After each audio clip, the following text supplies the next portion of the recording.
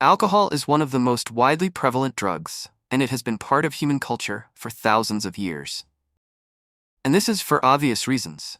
For anyone who's tried it before, you'll notice that alcohol quickly enhances your abilities at many things, including temporarily talking to girls and believing you can jump down more stairs than you really can.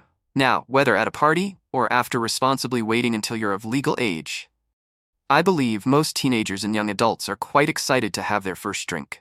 But if there's one thing you'll soon discover, it's that your first drunken experience is invariably one of the least memorable. Also keep in mind that many people have poor formative experiences with certain alcohols and say things like, "I'm never drinking vodka again." While you may believe you mean it, that decision is made by your logical brain and doesn't influence the future actions of your inebriated brain. Naturally, many new drinkers worry they're overdoing it and fear developing bad habits. My friend once thought she might have a problem because her family always bought her liquor store gift cards. But you shouldn't worry when people give you liquor store gift cards. You should worry when they stop giving them to you. Now, one drawback of alcohol is its high cost. Another downside is that alcohol can make you indifferent to prices. Fortunately, one upside is that alcohol sometimes makes you forget to pay for things. So you have to take your wins with your losses. When consuming alcohol, you need to be aware of your intoxication level, which someone might ask to gauge where you or the group stands. A 3 out of 10 is just a slight buzz where you can definitely feel something happening.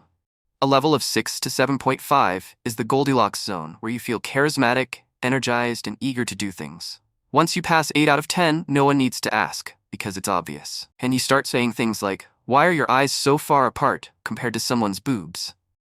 And at 11 out of 10, everything goes black, time ceases to exist, and you seem to teleport to new locations. With that in mind, alcohol's effects can vary between individuals. In my experience, there are basically 3 types of drunks. Those who are just their usual selves, but better, those who appear unchanged yet can't walk properly, and those who immediately find a reason to profess love, start a fight, attempt sex, or cry. So eventually, whether you drink or not, you'll have to deal with a friend passing out.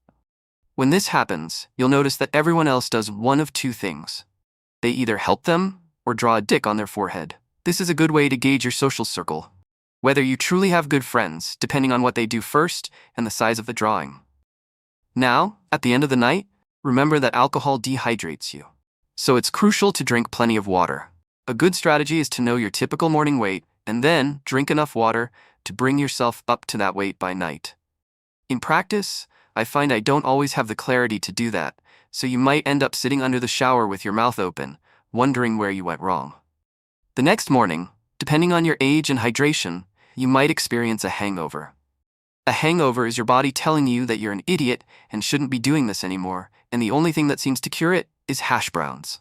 So with that said, always drink responsibly and hit up Costco if you're out of supplies in your freezer.